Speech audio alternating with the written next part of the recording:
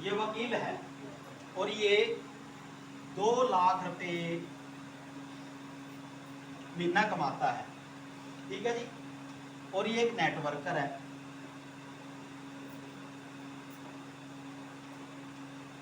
ये भी 2 लाख रुपए महीना कमाता है, ठीक है जी। वकील का लड़का भी 20 साल का है और इसका लड़का भी 20 साल का है, ठीक है।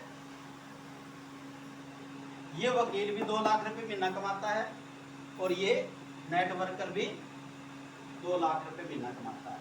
लेकिन फर्क देखो इसमें, अगर कल ने इस वकील की डेथ हो जाती है, क्या पैसा आएगा? इनकम क्या होगी? 0, ठीक है। और इस नेटवर्कर की अगर कल ना कोई डेथ हो जाती है, क्या इसको कोई फर्क पड़ेगा? इसकी इनकम इसके बच्चे को चली जाएगी। ये सबसे बड़ी पावर इस बिजनेस की। तो इसके लिए जबरदस्त क्लैपिंग नहीं होनी चाहिए, क्योंकि सबसे बड़ी पावर इस सिस्टम की है।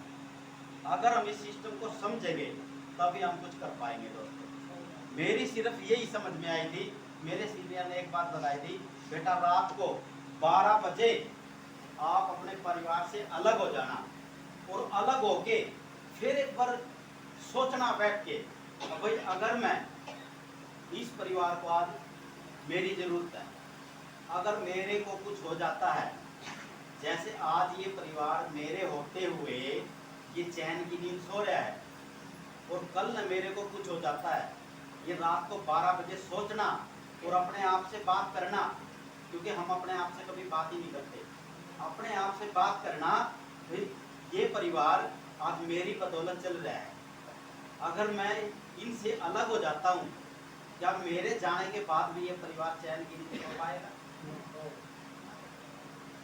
क्योंकि दोस्तों कमाने वाला ही चला गया। जब मेन आदमी घर का मुखिया ही चला जाएगा तो क्या पैसा आएगा? नहीं पैसा आएगा।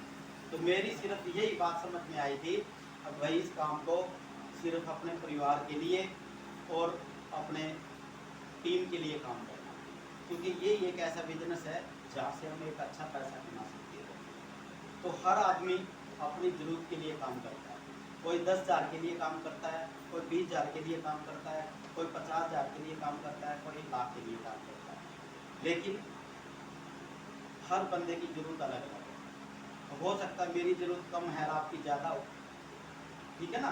तो हर आदमी अपनी जरूरत के हिसाब से काम कर सकता है, क्योंकि ये सारा हमारा एक टीम वर्क काम है, एक दूसरे की मदद करके ही हम आगे बढ़ सकते हैं, ठीक है जी। क्योंकि एक मैंने स्टोरी सुनी थी। स्टोरी क्या थी, एक कुएं के अंदर बहुत सारे मेंढक थे, एक कुएं के अंदर बहुत सारे मेंढक थे और उनकी शर्त लगी, भाई इस कुएं से बाहर जाना है।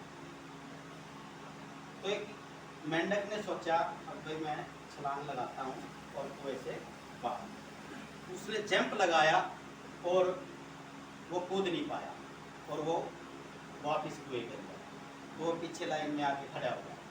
फिर दूसरे ने ट्राई की, तो जो पहले वाला मेंढक था वो हंसने लगा जोर जोर से, अरे मैं तो कूद नहीं पाया, तू क्या कूद पाएगा। तो काफ़ी मेंढकों ने ट्राई की तो कोई भी कूद नहीं पाया। एक लास्ट में एक मेंढक बैठा हुआ था, उसने दाएं देखा नहीं बाएं देखा, उसने जंप लगाया और कुएं से बाहर,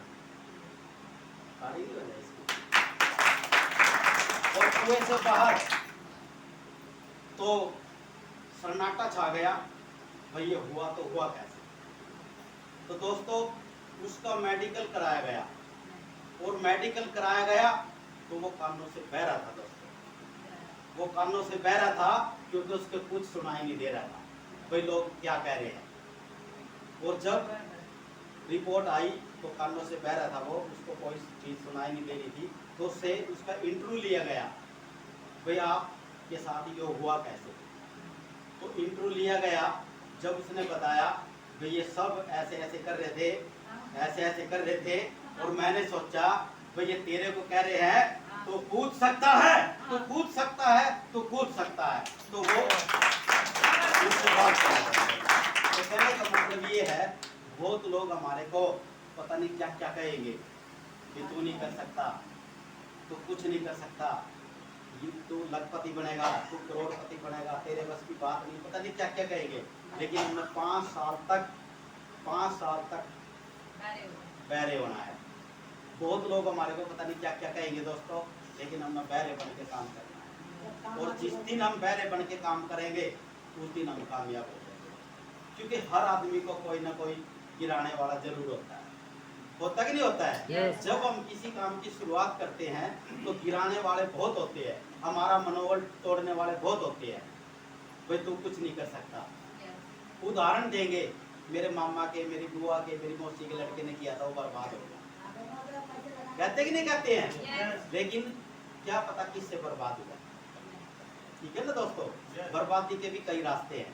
जब पैसा आ जाता है तो लोगों के पास ईगो आ जाती है। जब पैसा आ जाता है इस इंडस्ट्री के अंदर तो लोगों के अंदर ईगो हो जाती है, अभी मैं पैसे वाला होगा, तो पता नहीं उल्टे सीधे काम करने शुरू कर देता है। और जब उल्टे सीधे काम करेगा तो क्या वो कामयाब होगा दोस्तों? No. क्या उसका काम चलेगा? No. क्योंकि ये काम हमारा ईमानदारी का है। ईमानदारी के साथ ही काम करना है, और जब ही हम आगे बढ़ सकते हैं दोस्तों। किसी भी काम को लेके सोच करो कि मान लो मैंने जुगाड़ करके और ब्याज पे उठा के पैसे लगाए, ठीक है, और मेरे सीनियर ने मेरे पैसे अगर नहीं लगा रखे होते, क्या मैं आज यहाँ खड़ा होता? No. बहुत लोग क्या करते हैं, अब जैसे विद्या ने पैसे लगा दिए, पता नहीं कैसे कैसे करके लगाए।